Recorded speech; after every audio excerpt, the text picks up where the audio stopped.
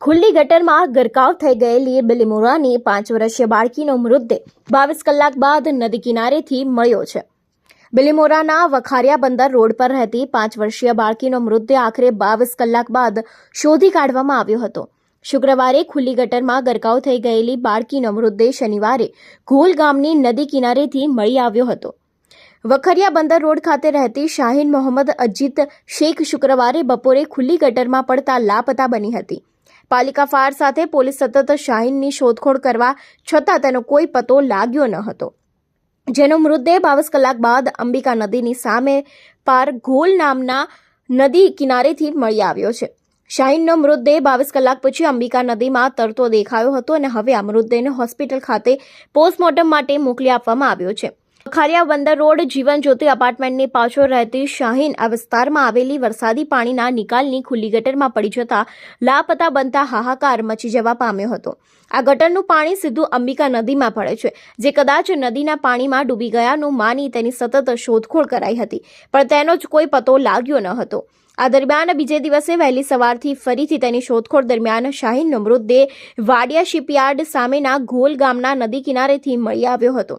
શાહીનના પિતા શ્રમજીવી છે, જેને 3 સંતાનોમાં 2 પુત્રી અને 1 પુત્ર છે, જેમાં શાહીન મોટી હતી। બિલીમોરામાં વરસાદની શરૂઆતમાં જ એક દુઃખદ ઘટના સામે આવી છે, જેમાં વખારિયા બંદર રોડ પરની આ ઘટના છે। આ રોડ પર રહેતી 5 વર્ષીય શાહીન શેખ વરસાદી પાણીના ગરકાવ વચ્ચે ખુલ્લી ગટરમાં પડી જતા લાપતા બની હતી।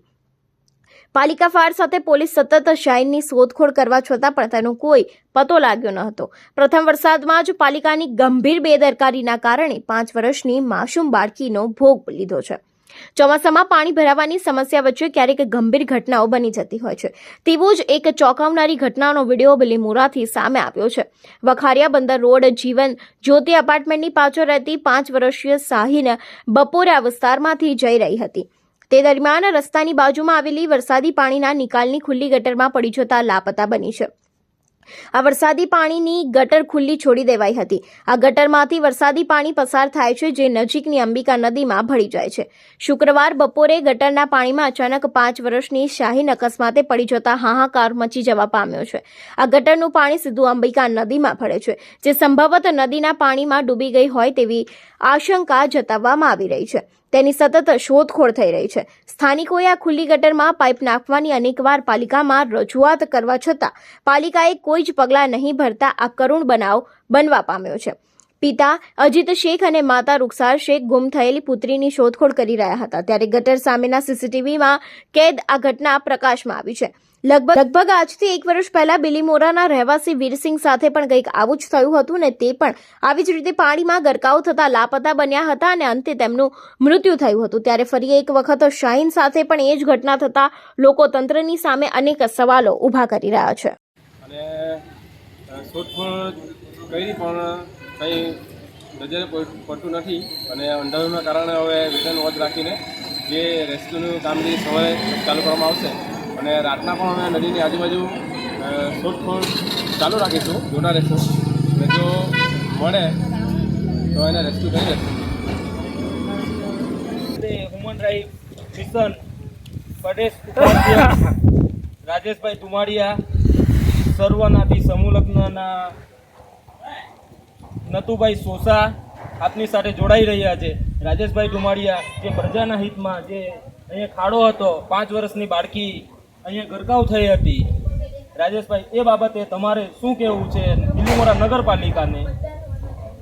આજે બાળકીનું અવસાન થયું છે, તેમાં બિલીમોરા નગરપાલિકાના શાસકોની અને જે વહીવટદાર છે તેમની ખૂબ જ ઘોર બેદરકારી છે અને આ અંગે સરકાર દ્વારા નગરપાલિકાના જે અધિકારીઓ છે તેમની ઉપર કડકમાં કડક પગલાં લેવા જોઈએ અને તાત્કાલિક અસરથી સસ્પેન્ડ કરી અને તેમને જેલ ભેગા કરવા જોઈએ એવી અમારા હ્યુમન રાઇટ મિશન તરફથી હું લાગણી કરું છું।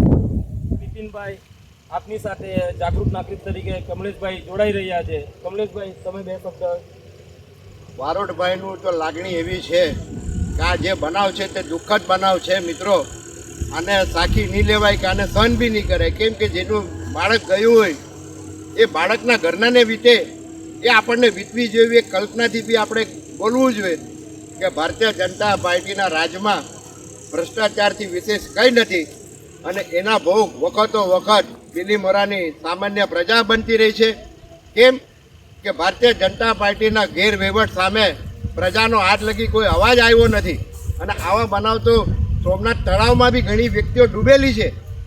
એ સોમનાથ તળાવની અંદર ડૂબેલી વ્યક્તિઓનું બી પોલીસ સ્ટેશનમાંથી માહિતી કાઢો તો 5 થી 6 છોકરાઓ ડૂબેલા, માણસો ડૂબેલા મળે. પણ પ્રજા શાંત છે, પ્રજાને સરકારની બીક છે. પણ બારોટભાઈ કહે કે ભારતીય જનતા પાર્ટી એક હતું શાસન કરે, ભ્રષ્ટાચાર કરે, ભાગબટાઈ કરે, પ્રજાની સુવિધાનો ખ્યાલ નથી રાખતી, ફક્ત પોતાની મલાઈ આવકનો ધ્યાન રાખે. આ એક ખરાબ વાત કહેવાય સરકાર માટે, અધિકારીઓ માટે અને પ્રજા માટે. પ્રજાની જાગૃતતા હોય તો આવા બનાવ નહીં બને. એટલે પ્રજાની અંધવિશ્વાસની જે નીતિ છે સરકારની સામે અવાજ નહીં ઉઠાવવાની, એને હું તો વધારે જવાબદાર માનું. નહીં તો આવા બનાવ બને કેવી રીતે? નગરપાલિકાના સીઓ 6 મહિનામાં બિલીમોરાનો કયો ઇલાકો ક્યાં આવ્યો નગરપાલિકાના સીઓને ખબર નહીં હોય. કેમ કે આવે એસીમાં બેસે, ગાડીમાં ઉતરે, એસીની ગાડીમાં બેસીને જતા રહે. પ્રજાના પ્રશ્નોની વાચા આપવાની હોય, પ્રજા ફરિયાદ અમે જોઈ લઈશું, દોડાવી લઈશું, પણ પછી કોઈ ફરિયાદનું નિરાકરણ નહીં. ફક્ત ભ્રષ્ટાચારની ફાઇલોનું નિરાકરણ કેમ કરવું, કેટલું વહેલું કરવું, એનામાં રચ્યા પાછળ સરકારી તંત્ર.